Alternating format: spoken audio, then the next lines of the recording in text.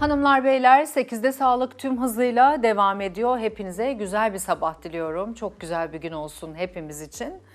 Bugün saç ekimi ve tabii ki erkeklerin psikolojisini konuşacağız. Tüm beyler TV8 ekranları başına, hanımlar da izleyebilir tabii. Konumuz sağlık, her zaman olduğu gibi. Saç ekim uzmanı Doktor Ahmet Ayık şu anda yayın konuğum. Hocam hoş geldiniz. Merhaba, hoş bulduk. İyi sabahlar olsun Teşekkür hocam. ederim. Bugün saç kaybı erkek özgüvenini ve benlik algısını nasıl etkiliyor onu konuşalım istiyorum. Her ne kadar erkek psikolojisini konuşsak da sonuçta dolaylı yoldan bu kadınları da ilgilendiriyor. Tabii ki hocam. Çünkü süreçte bazen onlara da yansıyor. Hatta bazen çoğunlukla eşlerle birlikte geliyorlar. Bu kararı da eşlerle birlikte alıyorlar. Ve saç ekiminden sonra iyileşme sürecinde de bu erkek psikolojisini çok iyi anlarlarsa pozitif anlamda onlara destek olabilirler. Şimdi klinikte saç dökülmesi benin, iyi huylu tedavi edilebilir bir patoloji olarak tanımlanıyor ama arka planda aslında onun psikososyal etmenler de var. Erkeği saç ekimi kararı aldıran asıl etmen de bu psikososyal hissettikleridir. Psikolojik olarak hissettiği rahatsızlıktan dolayıdır. Yapılan araştırmalarda saç dökülmesi sorunu yaşayan erkeklerin normal bireylere göre %60 ila 70 oranında özgüven, öz saygı sorunu yaşadığını gösteriyor. Çünkü saç erkekte virilitenin yani erkek gücünün, gençliğin, sağlığın ve erkeğin sosyal statüsünün göstergesidir. Saç dökülmesi sürecine girdiğinde sanki bu statüyü kaybedeceğine inanır.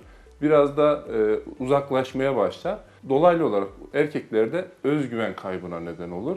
Biz burada özellikle aynaya baktıklarında yabancı adam fenomeni dediğimiz bir durumla karşılaşıyorlar. Aslında kendini hissettiği 20'li yaşlarda, 30'lu yaşlarda hissediyor ama aynaya baktığında daha farklı bir yaş hissiyle karşılaşıyor. Daha yaşlı hissediyor, daha yorgun hissediyor. Ama bunu dışa da vuramıyor değil mi? Ve bunu evet saklıyor, yansıtamıyor. Kimseyle de bunu paylaşamıyor. Size geldiğinde tek görüşmek isteyen erkekler oluyor değil mi Oluyor, hocam? Hani evet. aile bireylerinden eşi ya da ne bileyim kardeşi. Hiç kimse olmasın, kendisi görüşsün Kendisi sizle. de özellikle yalnız kaldığımızda bunu anlatıyor. Özellikle işlem içerisinde anlatıyor. Biraz da sohbet ettiğimizde o samimiyet ortamı oluştuktan Uzun sonra zaman sürüyor çünkü Evet. ekim süresi. bu süreçteki yaşadığı sıkıntıları rahatlıkla anlatabiliyor. Aslında burada paylaşacağım birçok şey onların bana geri bildirimleri, dolaylı yoldan anlattıkları ve az çok onların o süreçte ne hissettiklerini çok iyi anlıyorum. Bundan dolayı saç ekimini sadece hani cerrahi bir geri iyileşme, restorasyon olarak değil aslında psikososyal da bir restorasyon da yapıyorsunuz. İşlemle beraber o kişinin tekrar özgüvenini, öz saygısını yeniden kazanmasını sağlıyorsunuz. Böylelikle iletişimini tekrar sağlıklı bir şekilde diğer insanlarla kurmaya başlıyor. Peki saç ekiminde beklenti yönetimi neden bu kadar önemli hocam? Saç ekiminde hasta memnuniyetsizliğinin en önemli nedeni ki bu oranda yaklaşık %80 ve üzerinde gerçekçi beklentisi olmayan hastalarda. Yani siz cerrahi olarak bütün teknikleri iyi uyguladınız, başarılı bir saç ekimi yaptınız ama karşıdaki kişinin beklentisini karşılayamadıysanız kesinlikle memnun olmaz. Ve beklentisinin de gerçekçi olması lazım. Bu süre zarfında konsültasyon sürecinde beklentisini iyi anlamanız gerekiyor. Sonuçta yapacağınız iş cerrahi bir işlem. Cerrahi sınırlar içerisinde hastaya yardımcı olabilirsiniz.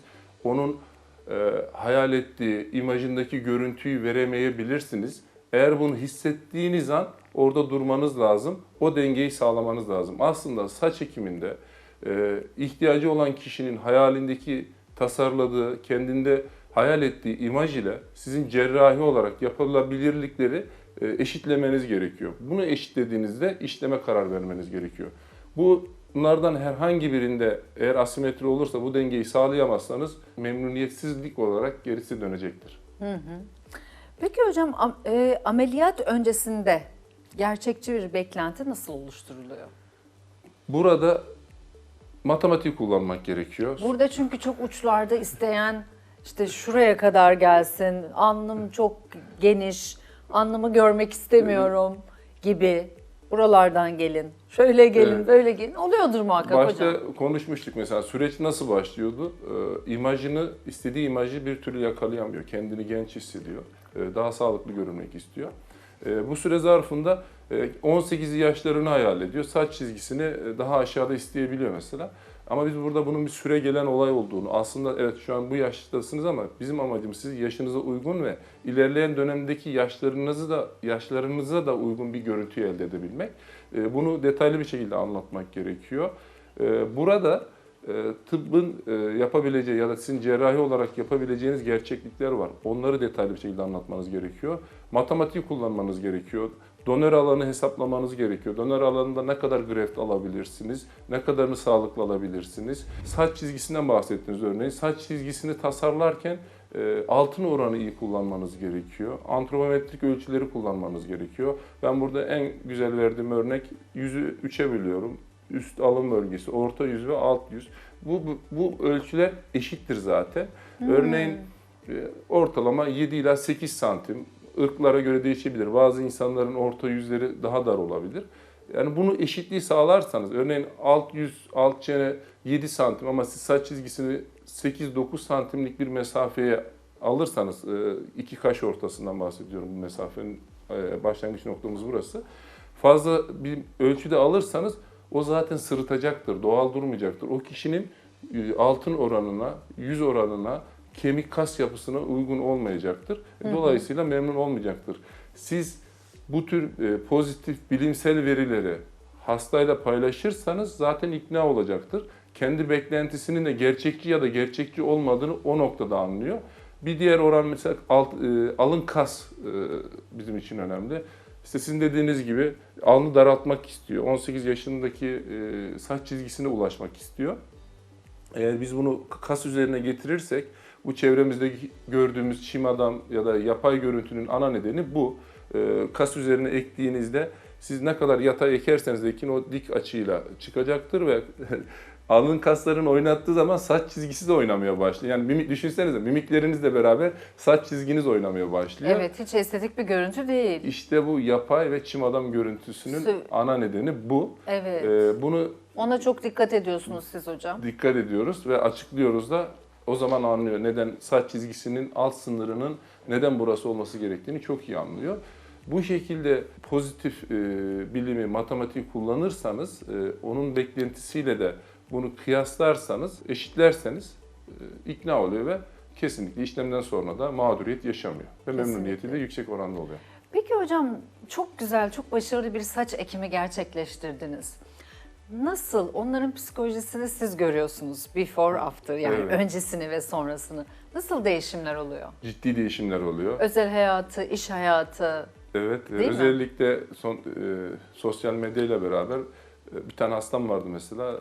Sosyal medyada devamlı böyle çiçekler, böcekler, onların fotoğrafları var. Saç ekiminden sonra ve saç ekiminden sonra sonuç aldıktan sonra artık kendi fotoğraflarını, karşıdan çekilmiş selfie fotoğraflarını falan koymaya başlıyor. Omuzları daha dik, karşıdaki insanlarla konuşurken göz teması kurabiliyor. Herkes bunun bir genetik saç dökülmesi olduğunu, durdurulamayacağını, eninde sonunda kel kalacağını söylüyor. Kendi kontrolünün dışında olduğu için ister istemez insan kendi kontrolünü ve gücünü kaybediyor. Ama saç ekimiyle siz o gücü tekrar ona veriyorsunuz ve saç ekimiyle tekrar saçlarını kazanmaya başladığında aslında kontrol dışı olan bir süreci kendi lehine çevirdiği için özgüveni de tavan yapıyor. Bu iş hayatına da olumlu yansıyor. Bundan dolayı daha özgüvenli, kararlarında daha net, sosyal ilişkilerinde daha sosyalleşmeye başlıyor. İnsanlarla daha rahat dışarı çıkabiliyor, görüşebiliyor, toplantılarını daha rahat yönetebiliyor. Hocam ağzınıza sağlık. Yani saç ekimi ve erkek psikolojisini konuştuk bugün. Çok önemli. Saç erkekler için çok önemli. Tabii ki biz hanımlar için de önemli. Herkes için saç çok önemli hocam.